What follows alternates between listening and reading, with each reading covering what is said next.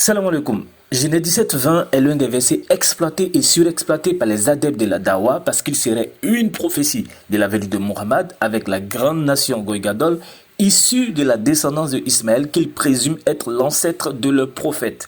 Dans cette vidéo, nous allons confronter les propos de deux prédicateurs de la Dawa en Côte d'Ivoire, à savoir Ismaël Aka de la DDR et Kwadio Christian de Nourdine Gama, qui confirment clairement que le verset n'a rien à voir avec Mohammed ou la communauté musulmane.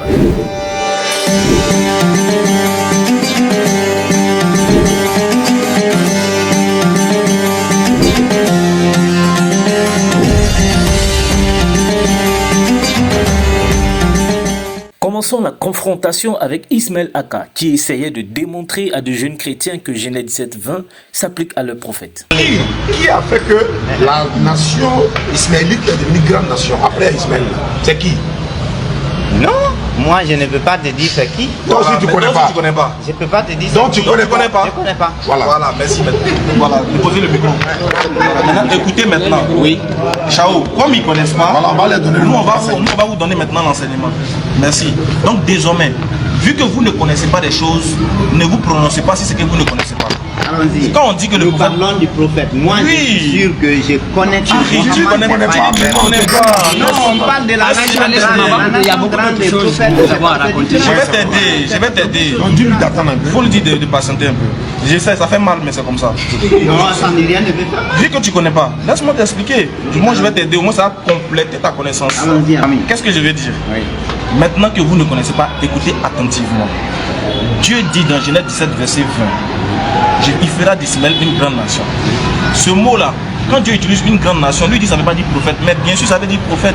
Parce que Dieu aussi a dit qu'il allait faire de la nation d'Israël une grande nation. Mais quand est-ce que la nation d'Israël est devenue une grande nation? Il faut aller lire Deutéronome 23 ou Deutéronome 43, verset 6. Tu vas voir que c'est Moïse qui est venu réaliser cette promesse-là. Et en Moïse, Israël est devenu une grande nation. Ismaël Aka prétend que grande nation veut dire prophète et postule que Israël est devenu une grande nation en Moïse. Quel est le verset qu'il cite comme preuve? Il faut aller lire Deutéronome 23 ou Deutéronome 43, verset 6. Deutéronome 23 ou 43, le verset 6. Bon, il faut tout de suite dire que Deutéronome 43, ça n'existe dans aucun livre sur la planète Terre. Peut-être qu'il s'agit de la 115e sourate du Coran qu'il a mémorisé, mais c'est pas connu chez nous.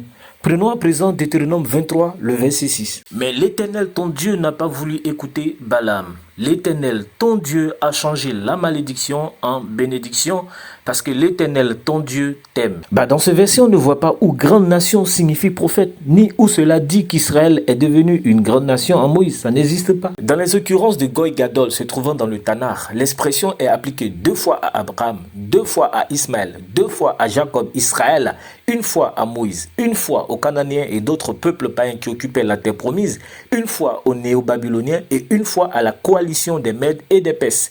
Il n'y a rien dans ce texte qui suggère que dès qu'il est mentionné grande nation, il faut systématiquement comprendre l'envoi d'un prophète. Car sinon, il faudra expliquer quel est le prophète qui a fait des Néo-Babyloniens, par exemple, une grande nation. Ou doit-on comprendre que le chef, celui qui a vaincu le monde à l'époque, Nabucodonosor, était un prophète d'Allah? Maintenant, si Dieu dit qu'il fera d'Ismaël une grande nation, il a dit 12 princes, c'est accompli. C'est que grande nation aussi doit s'accomplir. Ah oui, c'est vrai, la grande nation d'Ismaël doit également s'accomplir. Et pour voir quand et comment s'est fait cet accomplissement, nous convoquons à la barre Kwadio Christian de Nourdine Gama. C'est l'ange de l'Éternel qui avait montré l'eau là. Et puis Ismaël a pu. C'est sûr.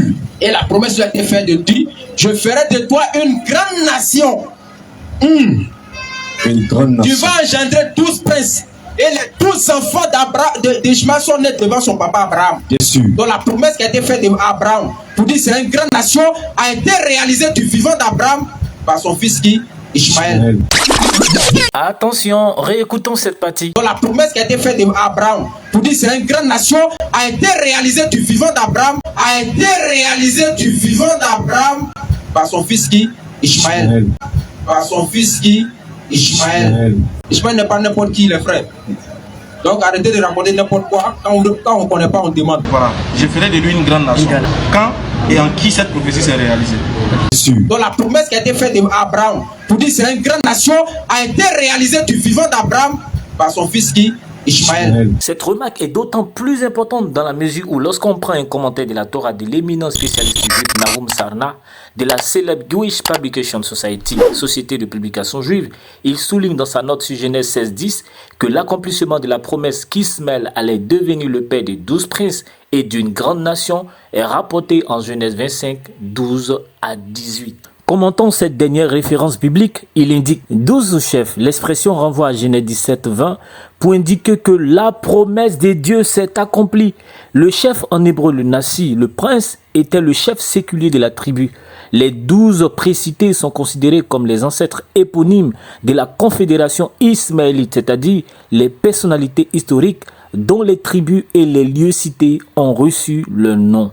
Et il ajoute, quant au mot hébreu Umotam, pluriel de Ouma, employé au verset 16 et parfois traduit par tribu, nation, peuple, etc., que l'hébreu Houma, comme le prouve l'usage de Oumatum dans les textes de Marie, Marie est un site archéologique situé en Syrie, désigne une grande unité tribale nomade. Donc, on voit bien que la promesse de faire d'Ismaël une grande nation s'est accomplie. Il a eu de nombreux enfants qui ont formé une grande unité tribale nomade, comme le souligne le professeur Nahum Sarna. Il n'y a pas eu besoin de prophète pour cela. Assalamu alaikum.